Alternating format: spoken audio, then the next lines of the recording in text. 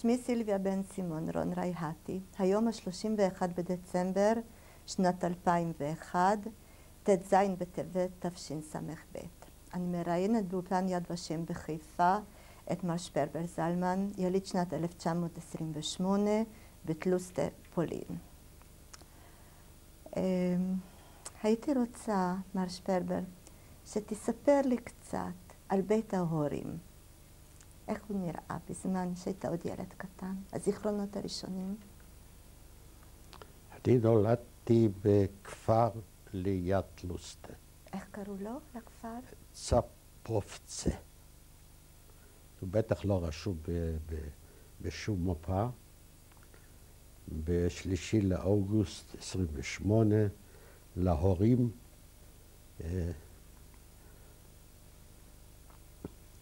פרידה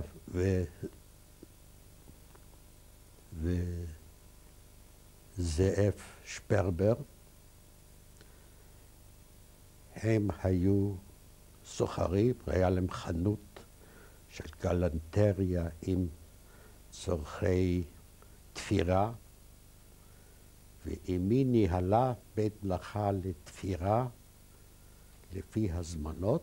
לבד או שהיו לה גם לא, עובדים? היו לה עוד 2 עובדות, ומזה אבא גם כן, ומזה התפרנסנו יפה. לא היינו עשירים אמנם, אבל היינו מבוססים וחיינו ברווחה. אחים, אחיות היו לך? בבקשה? אחים או אחיות היו לך? היו לי 2 אחיות. שמותיהן? אחת יותר גדולה זה שושנה ורוזה, יותר נכון, והקטנה פייגלה ציפורה בעברית.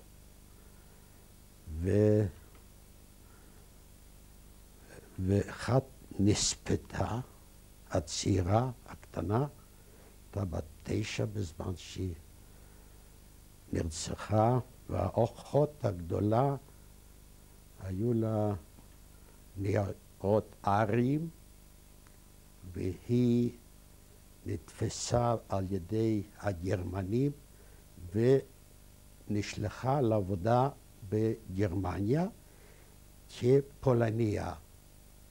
הייתי רוצה שתספר לי על הכפר או עיירה, מה זו הייתה, איפה שנולדת, צפופצה, היה כפר או עיירה קטנה הייתה?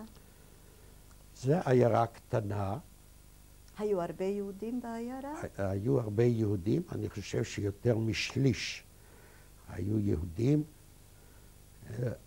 הרוב היו אוקראינים ובחלקם פולנים. איזה שפה דיברתם בבית? אנחנו בבית דיברנו יידיש, בחוץ אוקראינית או פולנית. זה ידעתי 2 השפות. זה אזור חקלאי עם נופים יפים, עם נהר שובר בתוך הכפר ויערות. במה היית אוהב לשחק בתור ילד? היו לי חברים, ומגיל 4.5 כבר התחלתי ללמוד בחדר. היה חדר דווקא מודרני, לא כל כך מפגר, זאת אומרת, לא היה אורתודוקסיה במיוחד, אלא למדנו אפילו עברית. זאת אומרת, התחלנו מאלף בית, ואחרי כן קצת סיפורים מהתורה, מהתנ"ך, ובגיל 7 התחלתי לעבוד, התחלתי ללמוד בבית הספר המקומי, לימודים כרגיל עד הצהריים, והמשכתי אחרי הצהריים ללכת לחדר וללמוד תורה ועברית. שלושתנו היו חברים, הרבה ששיחקנו. היו גם גויים בין החברים או רק עם יהודים? היו גויים, הבית ספר היה מיועד. כן, אבל עם החברים, האם התחברת גם עם ילדים שלא היו יהודים? כן, היו גם, זה הרבה מכות, היו גם התעללויות, ככה שהיחסים לא היו הכי טובים. ההתעללויות ממתי הם היו בעצם? ממתי אתה לא, זוכר אני מדבר אותם? שכשהתחלתי ללכת לבית הספר, הייתי צריך לעבור על יד הכנסייה שלהם, ושם היו בכל פעם מתחילים איתנו, או זורקים אבן או משהו. אתה היית הולך בלבוש שונה מהילדים האחרים לא, בגלל לא. היותך יהודי? לא היינו לבושים משהו אחר, היינו לבושים אותו הדבר, אולי היינו לבושים קצת יותר יפה מאשר אבל הגויים. כיפה או ציציות, כלומר משהו לא. שנראה מבחוץ לא. שמראה על זה שאתם לא. יהודים? לא. באיזו מידה הייתה משפחה דתייה בבית? היו מתפללים, אבא היה מרכיב את הטלית ותפילין כל בוקר, ובשבת היינו הולכים לבית הכנסת במקום. זה היה בית כנסת לא גדול, כזה שטיבל, וכל שבת שמרנו לא לעשות עבודה מיוחדת, אבל אכלנו כשר בבית, שמרנו על כשרות, וזה הכל.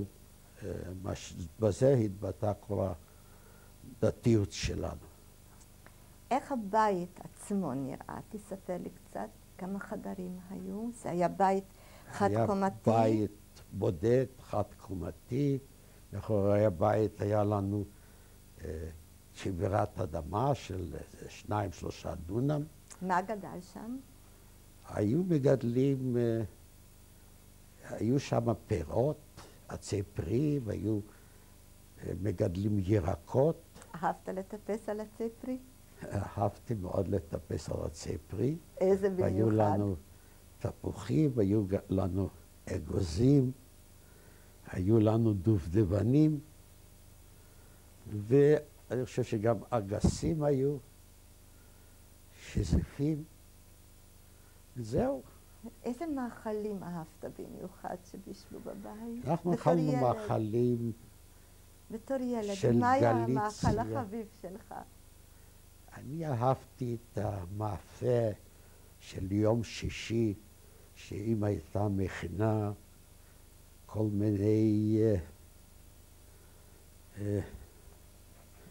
מיני מאכלים. איזה? תספר לי עליהם. כמו צ'ולנט ומרקים, כל מיני מאפה של ממולא עם פירות ועם כרוף, עם תפוחי אדמה. היו מבשלים את זה, שזה נקרא פירוגן או כיסנים בעברית, וזה היו ממלאים בכל מיני דברים, זה היה מאוד טעים. היו אופים גם את הלחם, וגם קונים לחם מוכן שאופה במקום היה מביא כל יום, אבל לרוב המאפה היו ביום שישי אופים את זה לכל השבוע.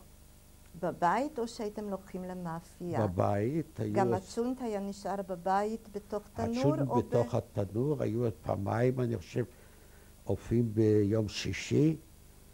פעם היו כל מיני מאפה בשביל לאכול, ופעם השנייה החלות והלחם. ואחר כך היו סוגרים את התנור הזה, מכניסים את הצ'ולנט ואת כל אפילו את המרק, שיחזיק חום עד יום שבת בצהריים. במה הייתם מסיקים? בעץ או פחם? בעץ.